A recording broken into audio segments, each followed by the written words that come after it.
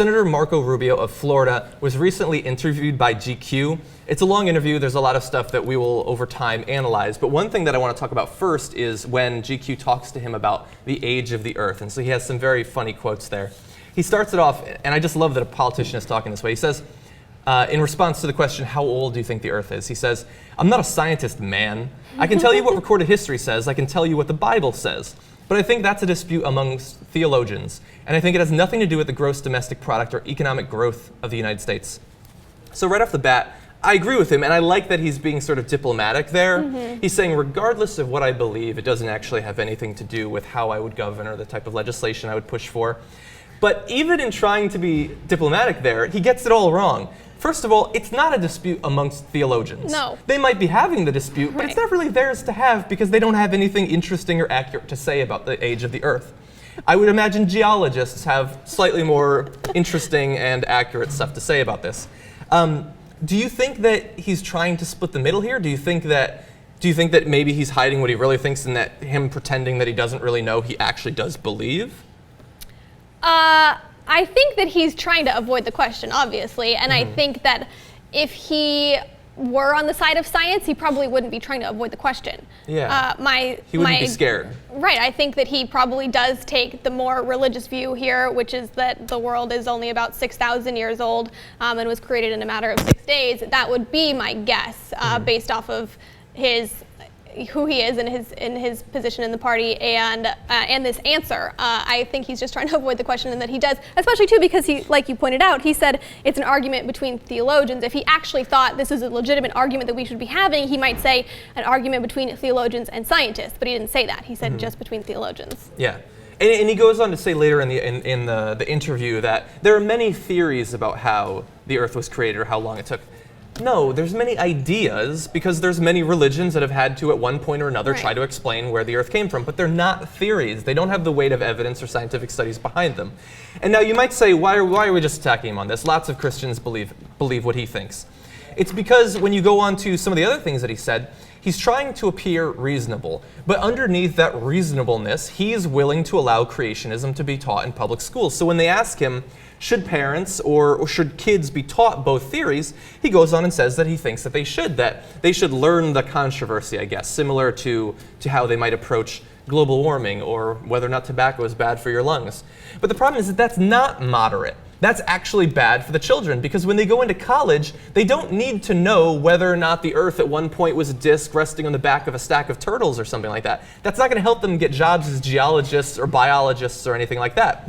It may seem reasonable, but when, again, this is going to go back to what's considered moderate. When you have scientific evidence and crazy town, you're not supposed to live in the middle. You're supposed to live near, at least close to the scientific evidence. And so I think that what he's saying is actually dangerous, perhaps even more so, because it's being wrapped in the cloak of reasonable and scientific curiosity and all of that. And it's just remarkable that people like this continue to just dismiss and repudiate any sort of scientific evidence and actual scientific theory.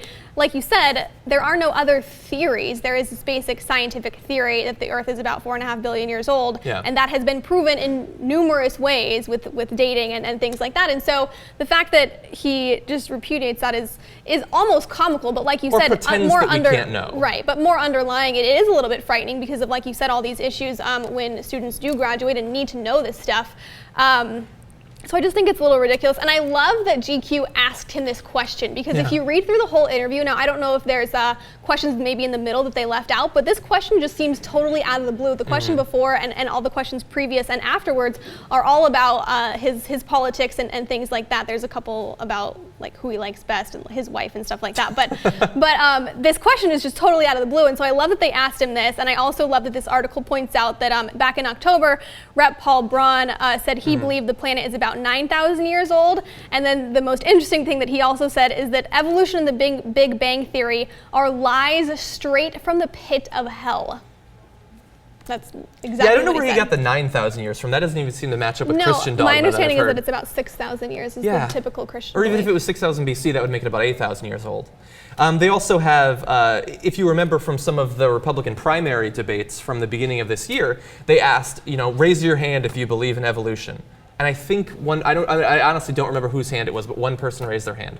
And so it may seem that we're just being unnecessarily hard on them or mocking their beliefs, but after this election, the Republicans are going to do whatever they can to try to seem reasonable. They're going to be willing to make a little bit of headway on comprehensive immigration reform. They're going to speak about taxes and try to seem reasonable there. But I don't want you to forget, just because we won this election, that they have some crazy beliefs about the world. Not just the Mormons among them, but the others too, that have religions that seem familiar and reasonable to you. They believe some crazy things about the world. They invoke hell on the floor of Congress.